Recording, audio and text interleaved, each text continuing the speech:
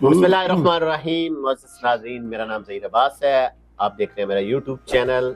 आज हमारे साथ हैं वो किसी तारफ़ के मोहताज नहीं, इस्लामाबाद की आन बान शान और एजेंट एसोसिएशन के जनरल सेक्रेटरी जनाब चौधरी ज़ाहिद रफ़ीक साहब। अस्सलामु अलैकुम। वालेकुम अस्सलाम सर, कैसे हैं आप? खैरियत से? बहुत शुक्रिया जी, बिल्कुल ठीक ठाक। बहुत शेड्यूल आपका बिजी होता है, आपके पीछे लग लग के आपसे टाइम लिया। सबसे पहले आपका शुक्रिया कि आपने टाइम दिया। बहुत शुक्रिया जी, आप जैसे भाइयों के साथ ही टाइम होता है तो हमारी कोशिश होती है कि हर भाई के इवेंट पे, उसके दुख में, उसके सुख में हम जाएं। बस इसी तरह आप जैसे भाई सारा दिन बुलाते रहते हैं, हम जाते रहते हैं, तो आपके लिए, आपकी टीम के लिए तो हम हर वक्त हाजिर हैं। आज जिस मकसद के लिए मैं हाजिर हुआ, बेसिक कुछ सवाल थे, जनरल पब्लिक के सवाल हमारे रियल एस्टेट के हवाले से, तो मैं चाहता हूं कि आपकी ज़ुबानी उसके जवाब दिए जाए। मेरा सबसे पहला सवाल है कि मुल्की हालात और पिछले 2 से 3 साल में रियल एस्टेट की मार्केट बहुत ज़्यादा क्रैश हुई है, इसकी वजूहात क्या थी? देखिए जी, इससे पहले जो गवर्नमेंट थी उसने एक पैकेज दिया, उस पैकेज में लोगों ने बहुत पैसा कमाया और बड़े अच्छे हालात थे रियल एस्टेट के। एकदम से फिर गवर्नमेंट की तब्दीली हुई। गवर्नमेंट की तब्दीली के बाद रियल एस्टेट की मार्केट थोड़ी सी डाउन हो गई। उसके बाद इन्होंने, जब नए इलेक्शन हुए और इन्होंने बजट के अंदर रियल एस्टेट सेक्टर के ऊपर इस कदर टैक्सेस का बोझ लाद दिया जिसकी वजह से मार्केट उठ नहीं सकी। हालांकि रियल एस्टेट की मार्केट से ही मैं समझता हूं कि मुल्क चलता है। कंस्ट्रक्शन इंडस्ट्री इससे चलती है और उससे जुड़ी हुई अलाइड इंडस्ट्री चलती है। तो मैं समझता हूं गवर्नमेंट ने जो बेतहाशा टैक्सेस लगाए। आप ये समझते हैं कि हुकूमती पॉलिसीज की वजह से ये सारा असर पड़ा? जी बिल्कुल जी, हुकूमती पॉलिसीज जो थी और जो जा रही हैं वो इस वक्त रियल एस्टेट की फेवर में नहीं। आप चूंकि आप सुन रहे हैं, खबरें भी देख रहे हैं, आप बड़े क्लोज हैं इन लोगों के, ये बैंक इंटरेस्ट जो कम हुआ है, आने वाले टाइम में इसके ऊपर रियल एस्टेट के ऊपर कोई असर पड़ेगा? जी बिल्कुल, आपका बड़ा अच्छा सवाल है। इसके ऊपर भी हमारी एसोसिएशन ने बड़ी कोशिश की है और अल्हम्दुलिल्लाह हमने जो मीटिंग्स हमारी प्राइम मिनिस्टर ऑफिस में हुई हैं, जिसमें मेरे कायद, मेरे लीडर सरदार ताहिर ने एक बड़ा जामिया पैकेज बना के उनको दिया है कि रियल एस्टेट की मार्केट को, कंस्ट्रक्शन इंडस्ट्री को किस तरह उठाया जाता है। तो इंशाल्लाह इससे भी फ़र्क पड़ेगा और बहुत जल्द आप बड़ी अच्छी खुशखबरियाँ भी सुनेंगे। आपने टैक्स की बात की, ये जो अगला 2025 हम इंशाल्लाह बहुत जल्द शुरू होने वाला है, इसमें टैक्सेस की छूट में कमी आएगी या एज इट इज ही रहेगा? जैसे अभी आपने कहा सरदार ताहिर साहब ने एक अच्छा प्लान दिया है। जी इंशाल्लाह जी, हमारी टीम जो है वो सारी इस पे मेहनत कर रही है और मेरे लीडर सरदार ताहिर साहब जो है वो इसके ऊपर उन्होंने बड़ा वर्क किया है और इंशाल्लाह आपको एक बड़ा ज़बरदस्त पैकेज बहुत जल्द सुनने को मिलेगा। और इंशाल्लाह उसमें फिर मैं समझता हूँ कि ये जो 3 साल बिल्कुल खामोशी रही है, एक रिवाइवल है रियल एस्टेट का, दोबारा से आपके दफ्तर आबाद होंगे और इंशाल्लाह उसी तरह काम चलेगा जिस तरह पिछले सालों में। अच्छा, आप ये समझ रहे हैं कि 2025 जो है वो इंशाल्लाह रियल एस्टेट की एक बहुत अच्छा साबित होगा? जी जी बिल्कुल, ये आप मैं ऑन द रिकॉर्ड होगा आपके तवस्सुत से। मैं अपने तमाम दोस्तों को, अपने क्लाइंट्स को, अपने इन्वेस्टर्स को और जितने भी हमारी रियल एस्टेट बरादरी है, मैं उनको बताना चाहता हूँ कि 2025 जो जितनी आपने स्ट्रगल की है, अपने आप को बचा के रखा है और इसी मार्केट में रहे हैं, वाकई वो मेरा ख्याल है कि सब ने बड़ी बहादुरी के साथ, बड़ी जवानमर्दी के साथ अपने ऑफिस को होल्ड किया है। तो ये खुशखबरी है कि 2025 जो है वो रियल एस्टेट का साल है। हमारे ओवरसीज क्लाइंट जो एक रीढ़ की हड्डी साबित होते थे, बहुत परेशान है, चौधरी साहब, उनके लिए क्या पैगाम है? देखिए जी, वाकई जो ओवरसीज क्लाइंट है उन्हीं के ऊपर बेस करती है हमारी रियल एस्टेट। वो बाहर से ज़र मुबादला भेजते हैं और वो ज़र मुबादला हुकूमती अदाद शुमार के मुताबिक 65% जो है वो रियल एस्टेट में लगता है। तो अब हुकूमत ने उनके ऊपर अभी एक नोटिफिकेशन भी आया होगा, आपकी नज़र से गुजरा होगा कि इंशाल्लाह उनकी सेल परचेज में भी टैक्सेस में छूट दी है। तो इससे जो ओवरसीज क्लाइंट है उनका इत्मीनान बहाल होगा और वो ज़र मुबादला पाकिस्तान में भेजेंगे और वो ज़र मुबादला जो है वो आपके फ्लैट्स में, घरों में, प्लॉट्स में उसमें लगेगा, जिससे आपका मुल्क भी तरक्की करेगा, ज़र मुबादला भी बाहर से आएगा और आपके ओवरसीज क्लाइंट को भी इंशाल्लाह फ़ायदा होगा। हमने देखा है कि लोग बाहर से पाकिस्तान में पैसा भिजवा रहे हैं, लेकिन कुछ टाइम से पाकिस्तान से दुबई में लोग इन्वेस्ट कर रहे हैं, वजह क्या हो सकती देखिए जी, मैं तो इसको बिल्कुल भी, वो लोग जो है वो जल्दबाजी वाली, मैं बिल्कुल आपको बताऊंगा कि ये जल्दबाजी है। देखिए, मुल्क में 1 साल 2 साल जो ये मंदे की फिजा गुजरी है, जब भी हमारा ये तजर्बा रहा है कि जब भी पैसा यहाँ से दुबई की मार्केट में या कहीं भी गया तो वो उन्होंने नुकसान उठाया।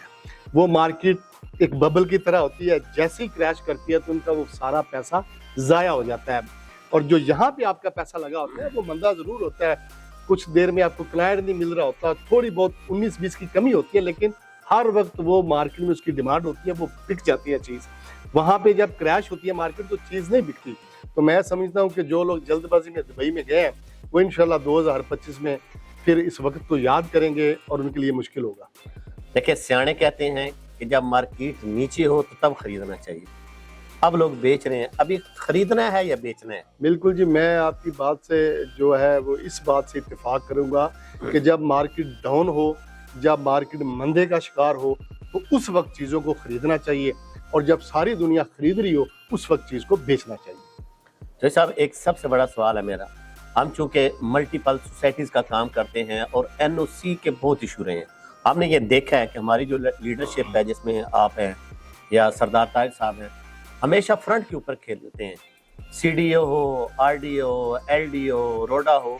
तो आप क्या एक पैगाम देना चाहेंगे कि इनको भी थोड़ा सा काम तेज करना चाहिए ताकि जो सोसाइटीज़ हैं लीगली तौर पे खुलकर सामने आए, हम खुले दिल से उसको काम कर सकें? बिल्कुल, ये बहुत बड़ा अलमिया है जिसके ऊपर सरदार ताहिर ने हमेशा, मेरे लीडर ने आवाज़ उठाई है और बड़ी शद्दोमद के साथ आवाज़ उठाई है कि यार, जो लोग काम करने वाले हैं, जो लोग अपना पैसा दुबई नहीं लेके जा रहे, जो लोग यहाँ पे जो आबादकारी करना चाहते हैं, जो लोगों को रोजगार देना चाहते हैं, जो डेवलपमेंट करना चाहते हैं, जो लोकल इंडस्ट्रीज को चलाना चाहते हैं, तो खुदारा उनके लिए आसानियां पैदा करें, मुश्किलात ना करें। तो जिन लोगों के पास जो मियार पे पूरा उतरते हैं, जिनके पास ज़मीन मौजूद है, तो उनको फिल फॉर एनओसीज दें ताकि वो अपना काम करें और मुल्क की मैशत में अपना हिस्सा डाल लें। लेकिन अलमिया ये है कि यहाँ पे अदारे जो हैं वहाँ पे बाबू बैठे हुए हैं, उनको तनख्वाह मिल रही है, उनका क्या जानना। तो मैं हुकूमत वक्त से अपील करूंगा कि ऐसे बाबुओं को उनकी सीटों से उठाएं, ऐसे लोगों को लेके आएं जो फैसिलिटेट करें, जो आसानी पैदा करें, जो लोगों को सहूलियात दें, जो इन्वेस्टर्स को दुबई में जाने की बजाय पाकिस्तान में रोकें ताकि मुल्क की मैशत तरक्की करे। अच्छा, रियल एस्टेट के साथ तो बहुत चीज़ें जुड़ी हुई हैं, कंस्ट्रक्शन वाला है, इलेक्ट्रिक वाला है, इंजीनियर है, तो आप क्या पैगाम देना चाहिए? सिर्फ ये तो नहीं है कि प्लॉट लिया और बस बेच दिया। नहीं, मैं समझता हूँ कि जो कंस्ट्रक्शन इंडस्ट्री है उसके ऊपर ज़्यादा फोकस होना चाहिए, क्योंकि वहाँ पे एक मजदूर से लेके एक जो है इंजीनियर तक और बाबू तक सबका अल्लाह ताला ने रिज़्क़ रखा होता है। तो कंस्ट्रक्शन इंडस्ट्री की तरफ आना चाहिए। और पूरी दुनिया में आज दुबई किस जगह पे पहुंच गया, आपने देखे ना, वो बिल्डिंग्स की वजह से आज उसका नाम है कि दुबई है। तो वहाँ पे कंस्ट्रक्शन इंडस्ट्री जो है उसने बहुत ज़्यादा बूम किया, और इसी तरह मैं समझता हूँ कि हमको भी इस फील्ड में आना चाहिए, और इसमें बहुत सारे लोगों का रोज़गार लगा होता है। तो वैसे ही उस रोज़गार के साथ जो हज़ारों फैमिलीज़ का रोज़गार उनके साथ जुड़ता है, स्वाब का भी काम है, और इससे आपका मुल्क तरक्की करता है। मेरा ख्याल है कि सबसे ज़्यादा टैक्स जो है रियल एस्टेट ही दे रहा है इस वक्त देखा जाए तो। जी, अगर आप देखें अलाइड इंडस्ट्रीज़ को देखें, सीमेंट की इंडस्ट्री टैक्स दे रही है, सरिये वाले टैक्स दे रहे हैं, शीशे वाले टैक्स दे रहे हैं, मार्बल वाले टैक्स दे रहे हैं, तो वो सारा रियल एस्टेट ही है, वो सारा बिल्डिंग्स में ही लगता है।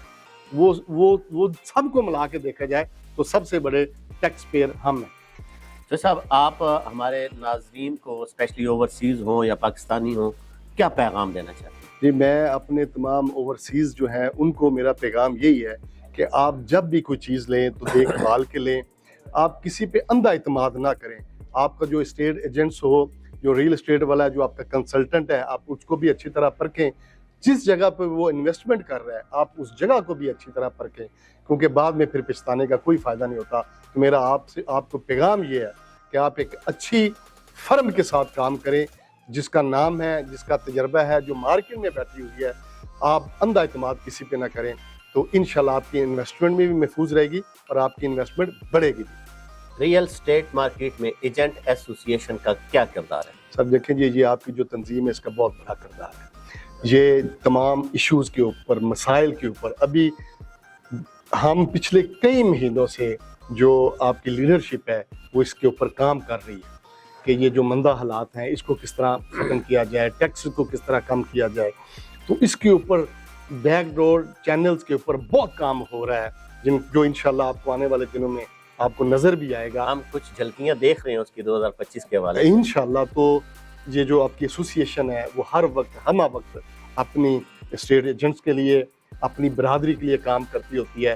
तो आप इसके साथ जुड़े रहें, अपनी लीडरशिप के साथ जुड़े रहें, आप इनके दस्ते बाजू बने, ना कि इनके जो है वो कहते हैं पाँव खींचें। तो इंशाल्लाह ये आपकी जो इंडस्ट्री है ये बहुत तरक्की करेगी। तो ज़ाहिर रफ़ीक साहब, आपका टाइम देने का बहुत शुक्रिया। मेरे साथ थे एजेंट एसोसिएशन के जनरल सेक्रेटरी जनाब चौधरी ज़ाहिद रफ़ीक साहब। आज कुछ मौजू के ऊपर इनसे बात हुई है। इंशाल्लाह नेक्स्ट 2025 जब आएगा उस वक्त जो खुशखबरियाँ आएंगी वो भी इसी प्लेटफॉर्म से आपके साथ हम शेयर करेंगे। मुझे और चौधरी ज़ाहिद रफ़ीक साहब को दीजिएगा इजाज़त। दुआ में याद रखिएगा। अल्लाह पाक आपका हामी और नासर। बहुत शुक्रिया।